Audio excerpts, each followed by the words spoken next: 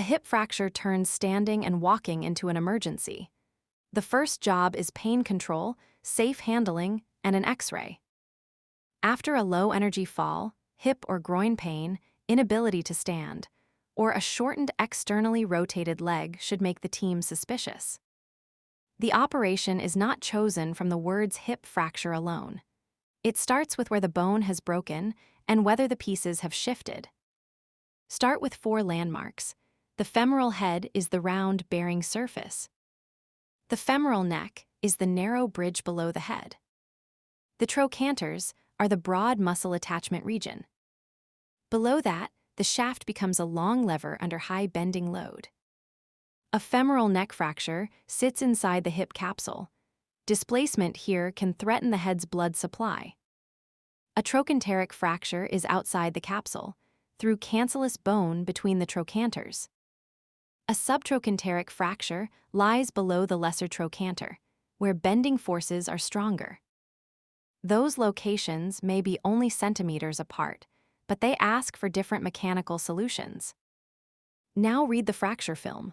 First, identify the side and check that the head, neck, trochanters, and shaft line up. Next, find the break in the cortex or trabecular pattern. In this example, the clue lies across the femoral neck. Then judge displacement. Has the head-neck relationship shortened, tilted, or impacted? If symptoms strongly suggest fracture but plain X-rays are negative, further imaging such as MRI or CT when MRI is not suitable may be needed. Femoral neck fractures need special respect because vessels to the head run close to the neck and capsule. When the neck fracture is displaced, healing is not the only worry. The bearing surface may lose reliable blood supply. That is why many displaced intracapsular fractures are treated as replacement problems, especially in older adults. Non-displaced or impacted neck fractures are a separate discussion. They may be treated with fixation in selected situations. Trochanteric fractures usually present a different task.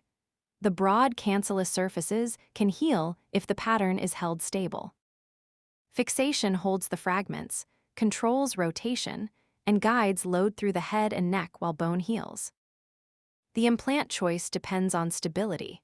A simple stable pattern and an unstable pattern are not the same engineering problem. Unstable trochanteric, reverse obliquity, and subtrochanteric patterns face more bending and shear.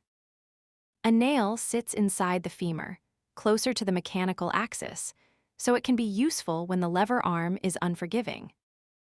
The goal is not metal for its own sake. The goal is a construct that can control the load. Replacement changes the job. Instead of asking a threatened head to heal, the operation creates a new bearing. A hemiarthroplasty replaces the femoral head side. A total hip replacement also replaces the socket side in selected people. The choice depends on fracture pattern, pre-fracture function, medical fitness, and the risks of the operation. A clean decision starts with location, then displacement, then stability, then the person in front of the team. The treatment job may be fixation, replacement, or another plan, but the shared target is safe early movement when appropriate. The story does not end when the X-ray looks tidy. Pain control, delirium prevention, nutrition, bone health, and rehabilitation matter. When you look at a hip fracture, ask, where is it? Has it shifted? What must the construct control? And what lets this person move safely? This is educational content, not personal medical advice. A real hip fracture needs urgent assessment by qualified clinicians.